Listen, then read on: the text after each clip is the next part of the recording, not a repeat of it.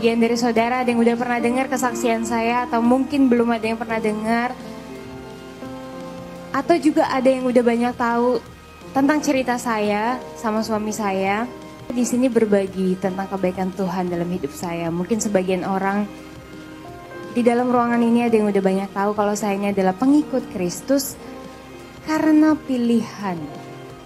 Memang bukan sejak lahir, tapi puji Tuhan, saya terlalu yakin bukan saya yang memilih, melainkan Tuhan Yesus sendiri yang memilih saya. Di sini. Assalamualaikum warahmatullahi wabarakatuh. Alhamdulillahirabbil alamin. Bersyukur kita kepada Allah dan berselawat kita kepada baginda Rasulullah dengan mengucapkan Allahumma shalli ala sayyidina Muhammad wa ala ali sayyidina Muhammad. Assalamualaikum ya Rasulullah. Video kali ini akan membahas murtadnya seseorang yang berarti meninggalkan agama Islam. Seperti contoh video di awal. Pada dasarnya hukum orang yang murtad terbagi menjadi dua bagian. Hukum orang murtad menurut fikih Islam. Hukum orang murtad menurut perundang-undangan di suatu negara. Para fuqaha sepakat terhadap orang yang mengganti agamanya dari agama Islam kepada agama lainnya. Maka sesungguhnya dia harus dibunuh dengan dasar sabda Nabi. Siapa yang mengganti agamanya maka dia harus dibunuh. Jelas dari sudut fikih Islam pelaku murtad haruslah dibunuh kecuali jika ia bertaubat. Dan terhadap murtad perempuan, ulama tidak sepakat tentang hukuman bunuh di atasnya. Seperti dijelaskan dalam surat Ali Imran ayat 85. Barang siapa yang mengganti agamanya, murtad, maka bunuhlah ia. Maksud dari mengganti agama adalah mengganti Islam dengan agama lain, sebab pada dasarnya agama itu hanyalah Islam, sebagaimana firman Allah, artinya, barang siapa mencari agama selain agama Islam maka sekali-kali tidak akan diterima agama itu daripadanya. Sumber keislaman seseorang. Pertama, keislaman dalam konsep prakelahiran, di mana setiap manusia telah mengakui keesaan Tuhan sebelum lahir ke dunia, sebagaimana dinyatakan dalam ayat Al-Quran.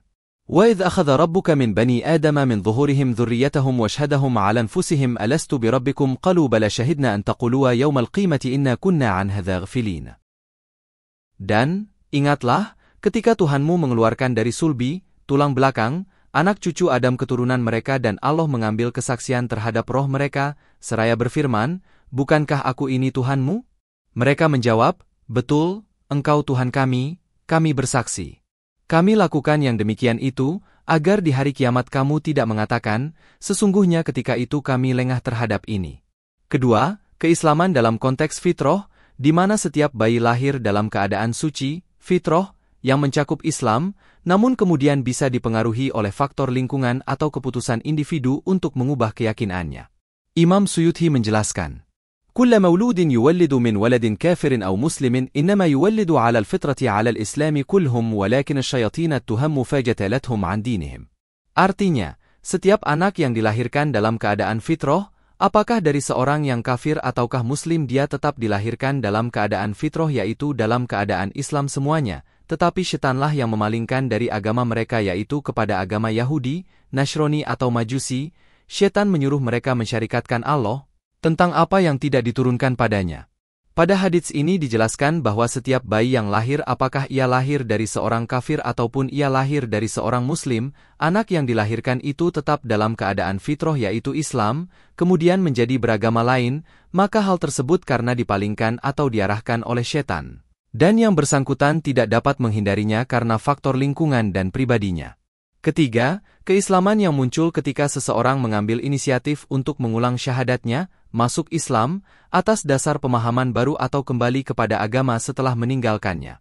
Penyebab murtadnya seseorang bisa bermacam-macam, karena dilahirkan oleh kedua atau salah satu dari orang tua yang tidak beragama Islam. Bisa juga karena faktor lain yang mempengaruhi seseorang menjadi murtad seperti pendidikan baik formal dan non-formal yang membentuk pribadi seseorang. Nasihat-nasihat yang diberikan. Contoh perilaku di hadapan anak. Lingkungan yang disediakan, baik internal rumah maupun eksternal. Dan masih banyak lagi penyebab murtadnya seseorang. Ketika seseorang menjadi murtad maka dia harus bertanggung jawab atas perbuatan murtad yang dilakukan.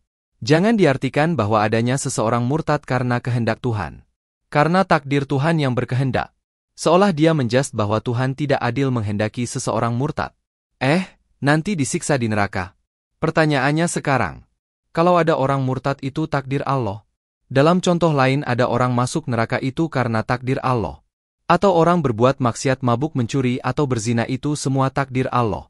Semua itu sangat-sangat bertentangan dengan ayat Al-Quran Surat Al-A'raf ayat 172, yang menjelaskan, "Dan, ingatlah, ketika Tuhanmu mengeluarkan dari sulbi, tulang belakang, anak cucu Adam keturunan mereka dan Allah mengambil kesaksian terhadap roh mereka, seraya berfirman, bukankah aku ini Tuhanmu? Mereka menjawab, betul, engkau Tuhan kami bersaksi, kami lakukan yang demikian itu, agar di hari kiamat kamu tidak mengatakan, sesungguhnya ketika itu kami lengah terhadap ini." Dan juga bertentangan dengan hadis. Anhu aidan anna Rasulallahi qala ma min maulidin illa yuladu ala al-fitrati fa abawahu yuhawidanihi aw yunassiranihi aw yumajjisanihi.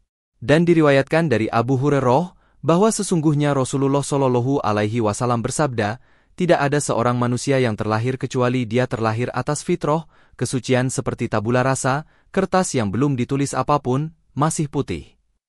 Maka kedua orang tuanya lah yang membuatnya menjadi Yahudi, Nasrani, ataupun Majusi. Terima kasih, sampai jumpa di video berikutnya. Terima kasih. Assalamualaikum warahmatullahi wabarakatuh.